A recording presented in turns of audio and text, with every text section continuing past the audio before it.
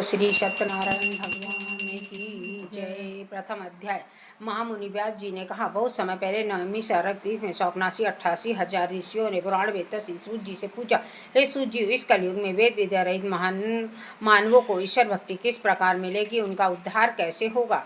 हे मुनि श्रेष्ठ, कोई ऐसा व्रत अथवा तप बताइए जिसके करने से थोड़े ही समय में पुण्य प्राप्त होवे और मन वांछित फल मिले। ऐसी कथा सुनने की हमारी इच्छा है।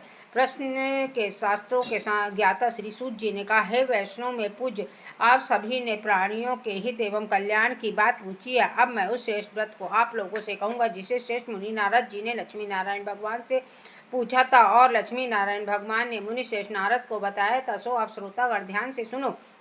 मुनिनाथ सुनो, यह सत्य कथा सब काल ही होए महासुखदायी, भवताप हरे, पूर्ण मनोरथ करे, करे सुख संपत्ति की अधिकाई, संकट में दुख दूर करे, ठौर कुठौर में होत सहाई, महान महात्म है इसमें कलि काल में फल और जनाई।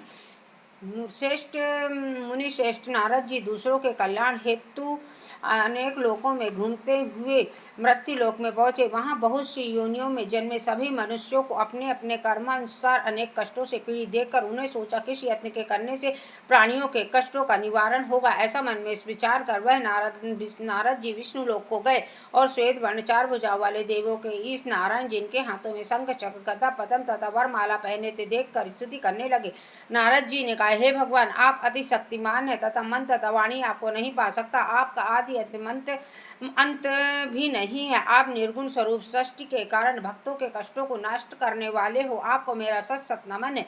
नारद जी से इस प्रकार की प्रार्थना सुनकर विष्णु भगवान बोले, हे योगीराज, आपके मन में क्या है, इस आपका किस कार्य के लिए यहाँ आना हुआ, इसी निसंकोच कहो। तब मुनिश्रेष्ठ नारद ने कहा, मृत्यु लोक में सब मनुष्य जो अनोख योनियों में पैदा हुए हैं, अपने अपने कर्मों के द्वारा अनेक प्रकार के कष्टों के कारण दुखी हैं। हे स्वामी, यदि आप मुझ पर दया रखते हो तो बतलाइए कि उन मनुष्यों के सब कष्ट थोड़े ही प्रयत्न से कैसे दूर हो सकते हैं। श्री विष्णु भगवान ने कहा, हे नारद, मनुष्यों की भलाई के लिए तुमने बहुत ही उत्तम प्रश्न किया है। जिस व्रत के करने से मनुष्य कष्टों से छूट जाता है, वह व्रत मैं तुमसे कहता हूँ, सुनो। अति पुण्य प्रदान करने वाला, स्वर्ग तथा मृत्यु लोक दोनों में दुर्लभ एक अति उत्तम व्रत है। आज मैं तुमसे प्रेम वश होकर कहता हूँ, सत्यनारायण भगवान का यह व्रत विधि विधान पूर्वक संपन्न करने पर मनुष्य को धरती पर सभी प्रकार के सुख भोग का मरणोपरांत मोक्ष को प्राप्त करता है। भगवान के ऐसे वचन सुनकर नारद मुनि बोले, हे भगवान, इस व्रत का क्या विधान है, क्या फल है और पहले इस व्रत को किसने किया था, कृपा करिए सब मुझे विस्तार से बतलाइए। श्री विष्णु भगवान बोले, हे नारद जी, दुख शोक आदि सभी प्रकार की वादियों को दूर करने वाला यह व्रत सब स्थानों पर विजय दिलाने वाला है। श्रद्धा और भक्ति के साथ किसी भी दिन मनुष्य संध्या के समय सत्यनारायण भगवान की ब्राह्मणों और बंधुओं के साथ पूजन करे। भक्ति भाव से केले का फल, नैवेद्य, घी, शहद अथवा शक्कर, गुड़, गेहूं का आटा, सवाया लेवे, इन सभी को भक्ति भाव से भगवान श्री सत्यनारायण को अर्पण करे। बंधु बांधवों सहित ब्राह्मणों को भोजन कराए। इसके पश्चात स्वयं भोजन करे।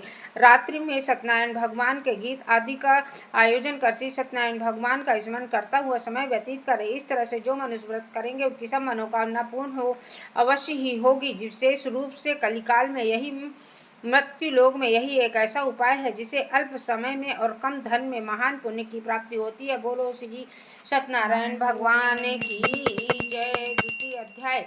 महान संत श्री सूत जी ने कहा, हे ऋषियों, जिन्होंने प्राचीन काल में इस व्रत को किया है उसका इतिहास आप कहता हूँ, ध्यान से सुनो। अति सुंदर काशीपुरी नगरी में एक अत्यंत निर्धन ब्राह्मण वास करता था। वह भूख प्यास से बेचैन हो हर समय दुखी रहता था। ब्राह्मणों से प्रेम करने वाले विष्णु भगवान ने उसको दुखी देखकर एक बूढ़े ब्राह्मण का वेश धरकर निधन ब्राह्मण के पास जाकर आदेश से पूछा, हे ब्राह्मण, हर समय दुखी होकर पृथ्वी पर क्यों कहते हो? हे श्रेष्ठ ब्राह्मण, अपनी व्यथा मुझसे कहो, मैं सुनना चाहता हूँ। कष्टों से घिरे ब्राह्मण ने कहा, मैं निधन ब्राह्मण हूँ, भिक्षा के लिए धरती पर मारा फिरता हूँ। हे भगवान, यदि आप इससे मुक्ति पाने का कोई उपाय जानते हैं तो कृपा कर मुझे बतलाइए। तब वृद्ध ब्राह्मण का रूप धारण किए हुए विष्णु भगवान बोले, हे ब्राह्मण, श्री सत्यनारायण भगवान मनवांछित फल देने वाले, इसलिए तो इनका विधि पूर्वक पूजन कर। इसके करने से मनुष्य सब दुखों से मुक्त हो जाता है। दरिद्र ब्राह्मणों को व्रत का पूरा विधान बतलाकर बूढ़े ब्राह्मण का रूप धारण करने वाले सत्यनारायण भगवान अंतर्ध्यान हो गए। वृद्ध ब्राह्मण ने जिस व्रत को बतलाया तब मैं उसको अवश्य ही विधि विधान सहित करूंगा। ऐसा निश्चय कर वह दरिद्र ब्राह्मण घर चला गया। परंतु रात में उस ब्राह्मण को नींद नहीं आई। अगले दिन वह जल्दी उठा और सत्यनारायण भगवान के व्रत का निश्चय कर भिक्षा मांगने के लिए चल दिया। उस दिन उसे भिक्षा में अधिक धन मिला, जिससे उसने पूजा का सारा सामान खरीदा और घर आकर बंधु बांधवों के साथ विधि पूर्वक प्रसाद श्री सत्यनारायण भगवान का व्रत किया। इसके करने से वह गरीब ब्राह्मण सब कष्टों से छूट गया और अति धनवान हो गया। उस समय वह ब्राह्मण हर मास व्रत करने लगा। सत्यनारायण भगवान के व्रत को जो शास्त्रीय विधि अनुसार श्रद्धा पूर्वक करेगा वह सब कष्टों से छूटकर मोक्ष को प्राप्त होता है। जो भी मनुष्य सत्यनारायण भगवान के व्रत को करेगा वह सब कष्टों से छूट जाएगा। इस तरह से नारद जी से सत्यनारायण भगवान का कहा हुआ यह व्रत मैं तुमसे कहता हूँ, सुनो। हे श्रेष्ठ ब्राह्मण, अब आप और क्या सुनना चाहते हैं मुझसे कहो। तब ऋषियों ने कहा, हे मनुष्य, संसार में इस विप्र से सुनकर किस किसने व्रत को किया वह सब सुनना चाहता हूँ। मुनियों से ऐसा सुनकर सूत जी ने कहा, हे मुनिगण, जिस प्राणी ने इस व्रत को किया है उन सब की कथा सुनो। एक समय वह धनी ब्राह्मण बंधु बांधवों के साथ शास्त्रीय विधि के अनुसार अपने घर पर ही श्री सत्यनारायण भगवान का व्रत कर रहा था। उसी समय लकड़ी बेचने वाला बूढ़ा व्यक्ति आया और उसने सिर पर रखा लकड़ियों का गट्ठर बाहर रख दिया और ब्राह्मण के मकान में चला गया। प्यास से बेचैन लकड़हारा ने विप्र को व्रत करते देखा। वह प्यास को भूल गया और उसने विप्र से अभिनंदन किया और पूछा, हे ब्राह्मण, आप यह किसका पूजन कर रहे हैं और यह व्रत करने से क्या फल मिलता है, कृपा कर मुझे बतलाइए। तब वह ब्राह्मण ने कहा, सब इच्छाओं को पूर्ण करने वाला यह सत्यनारायण भगवान का व्रत है। इसकी कृपा से मेरे यहाँ धन और ऐश्वर्य का आगमन हुआ है। ब्राह्मण के साथ इस व्रत के बारे में जानकर लकड़हारा अत्यंत प्रसन्न हुआ और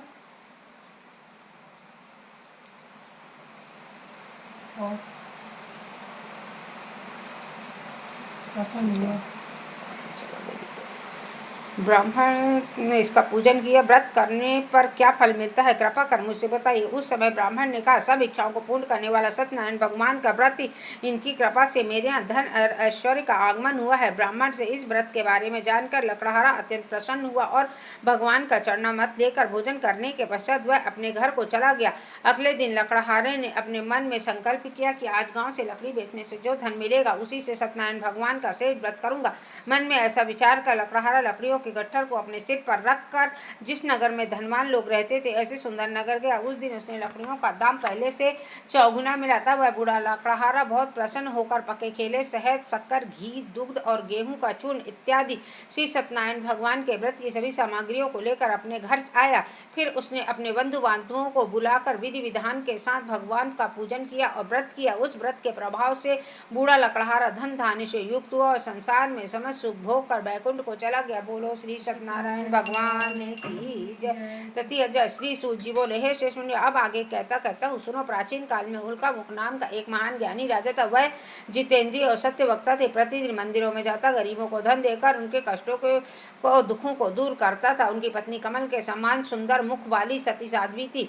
एक दिन भद्रशिला नदी के तट पर वे दोनों विधि विधान सहित सत्यनारायण भगवान का पूजन कर रहे थे। उस समय साधु नामक एक वैश्य आया। उसने व्यापार के लिए बहुत सा धन था। वह धन नाव को नदी के किनारे ठहरा कर राजा के पास आया और राजा से व्रत करते हुए देखकर उसने विनम्रता से पूछा, हे राजन, यह आप क्या कर रहे हैं? मेरी सुनने की इच्छा, कृपा कर मुझे भी समझाइए। महाराज उल्का मुख ने कहा, हे वैश्य, मैं अपने बंधु बांधवों के साथ पुत्र की प्राप्ति के लिए श्री सत्यनारायण भगवान का व्रत और पूजन कर रहा हूँ। राजा के वचन सुनकर साधु नामक वैश्य ने आदर से कहा, हे राजन, मुझे भी इसकी संपूर्ण विधि विधान बताइए। मैं भी आपके कहे अनुसार इस व्रत को करूंगा। मेरी भी कोई संतान नहीं है। मुझे विश्वास है इस उत्तम व्रत को करने से अवश्य ही मुझे संतान की प्राप्ति होगी। राजा के व्रत से व्रत के सब विधान को सुनकर व्यापार से निवृत्त हो वह सुख पूर्वक अपने घर आए और अपनी पत्नी को संतान देने वाली उस व्रत के विषय में बतलाया और प्रण किया, जब मेरे संतान होगी मैं इस व्रत को करूंगा। वैश्य के वचन अपनी लीलावती से कहे और एक दिन अपनी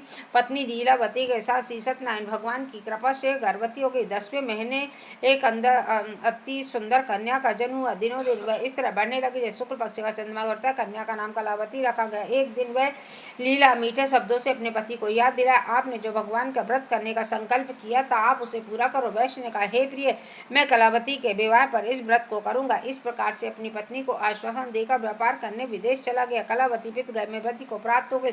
लौटने पर साधु ने जब नगर में सखियों के साथ अपनी वैश्य पुत्री को खेलते देखा तो उससे उसके विवाह की चिंता हुई। उसने एक दूत को बुलाकर कहा कि उसकी पुत्री के लिए सुयोग वर देख कर लाओ।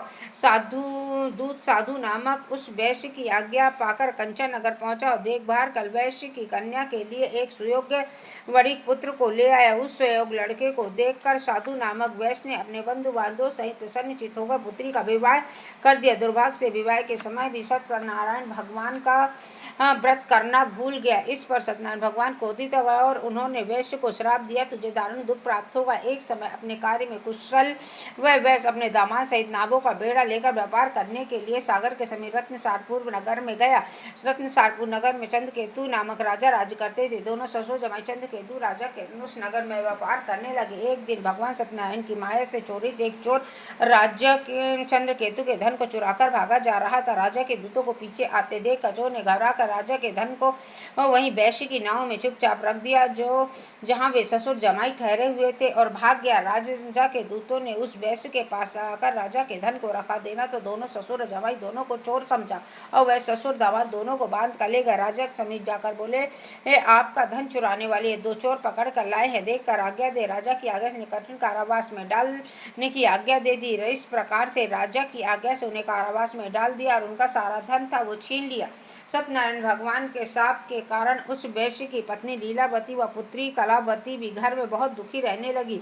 उनका सारा धन चोर चुरा कर ले गए। मानसिक शारीरिक पीड़ा, भूख और प्यास से अति दुखी तो भोजन की आस में कलावती एक ब्राह्मण के घर गई। उसने ब्राह्मण के घर में सत्यनारायण भगवान का व्रत विधि विधान करते देखा। उसने कथा सुनी और श्रद्धापूर्वक प्रसाद ग्रहण कर कह आई। माता ने कलावती से पूछा, हे पुत्री, अब तक तू कहाँ रही? मैं तेरे लिए बहुत चिंतित थी। माता के शब्द सुनकर कलावती बोली, हे माता, मैंने एक ब्राह्मण के घर में सत्यनारायण भगवान का व्रत होते देखा है और मेरी भी उस उत्तम व्रत को करने की इच्छा है। माता ने कन्या के वचन को सुनकर सत्यनारायण भगवान के पूजा की तैयारी करी और बंधु बांधवों सहित सत्यनारायण भगवान का पूजन और व्रत किया। वर मांगा, मेरे पति और दामाद शीघ्र लौटा वे। साथ ही विनती की, हे प्रभु, मुझसे कोई भूल हुई हो तो आप मेरा अपराध क्षमा करो। सत्यनारायण भगवान के इस व्रत से प्रसन्न हो गए। राजा चंद्रकेतु को स्वप्न में दर्शन देकर कहा, हे राजन, जिन दो वैश्यों को तुमने बंदी बना रखा है वे दोनों छोड़ दो। उन्हें धन और अधिग्रहित किया है वो लौटा दो, तुम्हारा नहीं तो राज्य धन पुत्रादि नष्ट कर दूंगा। राजा के ऐसे वचन कहकर भगवान अंतर ध्यान हो गए। प्रातः कल राजा चंद्रकेतु में अपना स्वप्न सुनाया और सैनिकों को आज्ञा दी कि दोनों वैश्यों को कैद से मुक्त कर दरबार में ले आओ। दोनों वैश्य के आते ही राजा ने राजा को प्रणाम किया। राजा ने कोमल वचनों से कहा, हे महानुभाव, तुझे अज्ञानता बहुत कठिन दुख प्राप्त हुआ। अब तुम्हें कोई भय नहीं है, तुम मुक्त हो। ऐसा कहकर राजा ने उन्हें नए नए वस्त्राभूषण बनाए और जितना धन लिया था उससे दूना धन देकर उन्हें आदर से विदा किया। बोलो श्री सत्यनारायण भगवान की जय। चतुर्थ अध्याय। सूत जी बोले, सूत जी ने कहा, वैश्य की यात्रा आरंभ की और अपने नगर को चला। थोड़ी दूर आगे बढ़ने पर दांडी वेशधारी सत्यनारायण भगवान ने उसकी परीक्षा लेने हेतु पूछा, हे वैश्य, तेरी नाव में क्या है? अभिमानी बड़ी खस्ता हुआ बोला, हे दांडी, क्यों पूछते हो? क्या धन लेने की इच्छा है? मेरे नाव में तो बेल और पत्ते भरे हैं। वैश्य के ऐसे वचन सुनकर दांडी भगवान वेशधारी भगवान श्री सत्यनारायण बोले, तुम्हारा वचन सत्य हो। ऐसा कहकर वहाँ चले गए। वहाँ से दूर जाकर समुद्र के तट के किनारे बैठ गए। दांडी महाराज के जाने के बाद वैश्य नित्य क्रिया से निबद्ध होने के बाद नाव को ऊंची उठी देख अचंबा किया। नाव में बेल पत्ती आती देख मूर्छित तो जमीन पर गिर गया। मूर्छा खुलने पर शोक करने लगा। तब दामाद बोला, आप शोक न करें, दांडी महाराज का श्राप है, अतः उनकी शरण में चलना चाहिए, वही हमारे दुखों का अंत करेंगे। दामाद के वचन सुनकर वैश्य दंडी भगवान के पास पहुंचा। अत्यंत भक्तिभाव पश्चाताप करते हुए बोले, हे भगवान, मैंने असत्य वचन कहे, इसके लिए मुझे क्षमा करो। ऐसा कहकर वह शोकातुर रोने लगा। तब दांडी भगवान बोले कि हे पुत्र, मेरी आज्ञा से तुम्हें बार बार कठिन दुख प्राप्त हुआ। अब तू मेरी पूजा से विमुख हुआ है। अब उस वैश्य ने कहा, हे भगवान, आपकी माया से ब्रह्मा आदि भी आपको नहीं जान पाते, तो मैं मूर्ख भला कैसे जान सकता हूँ। आप प्रसन्न होइए, मैं अपनी क्षमता के अनुसार आपकी पूजा करूँगा। मेरी रक्षा कीजिए और मेरे नौका में पहले के समान धन से परिपूर्ण कर दीजिए। उसके भक्ति और परिपूर्ण वचन सुनकर सत्यनारायण भगवान प्रसन्न हो गए और उसकी इच्छा अनुसार वर देकर अंतर्ध्यान हो गए। तब ससुर और दामाद दोनों ने नाव पर आकर पाया कि नाव धन से परिपूर्ण है। फिर वह विधि विधान से भगवान सत्यनारायण का पूजन कर साथियों सहित अपने नगर को चला। जब वह अपने नगर के निकट पहुंचा तो उसने एक दूत को अपने घर भेजा और दूत ने साधु नामक वैश्य के घर जाकर अपनी पत्नी को नमस्कार कर कहा कि आपके पति और जामाता शीघ्र ही नगर के समीप आ गए हैं। लीलावती और उसकी कन्या कलावती उस समय भगवान की पूजा कर रही थी। दूत के वचन सुनकर साधु की पत्नी ने बड़े हर्ष के साथ सत्यनारायण भगवान का पूजन किया और अपनी पुत्री से कहा, मैं अपने पति के दर्शन को जाती हूँ, तू भी पूजन पूर्ण कर शीघ्र आना। परंतु कलावती प्रसाद को छोड़कर अपने पति के दर्शन के लिए चली गई। पूजा और प्रसाद की अवज्ञा के कारण भगवान सत्यदेव रुष्ट हो गए। उसके पति को नाव सहित पानी में डुबो दिया। कलावती अपने पति को ना पाकर रोती हुई जमीन पर गिर गई।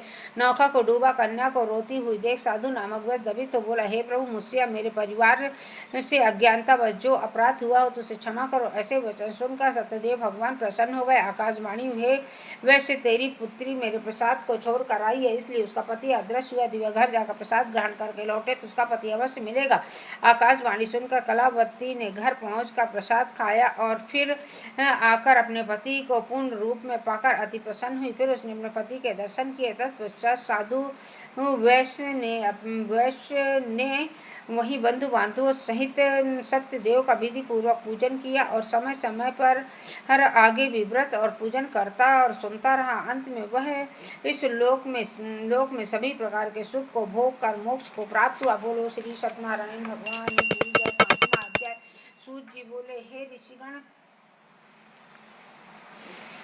ऋषिगण, मैं आगे की कथा कहता हूँ, सुनो, आप ध्यान से सुनो। सदा प्रजा के लिए चिंतित तुंगध्वज नाम का एक राजा था। उसने भगवान सत्यनारायण भगवान का प्रसाद त्याग कर बहुत कष्ट पाया। एक समय राजा वन पशुओं को मारकर बड़ के वृक्ष के नीचे आए। वहाँ उसने ग्वालों को भक्ति भाव से बंधु बांधवों सहित सत्यनारायण भगवान का पूजन करते हुए, परंतु राजा देख कर भी वहाँ ईमान के कारण ना तो गया और ना ही सत्यदेव भगवान को नमस्कार किया। जब ग्वालों ने भगवान का प्रसाद को उनके सामने रखा तो वह प्रसाद त्याग कर अपने नगर को चला गया। नगर में पहुंचकर उसने देखा कि उसका सारा राज्य नष्ट हो गया है। वह समझ गया ऐसे भगवान सत्यदेव ने रुष्ट होकर किया है। तब वह वन में वापस आया और ग्वालों के समीप जाकर विधि पूर्वक पूजन कर प्रसाद ग्रहण किया।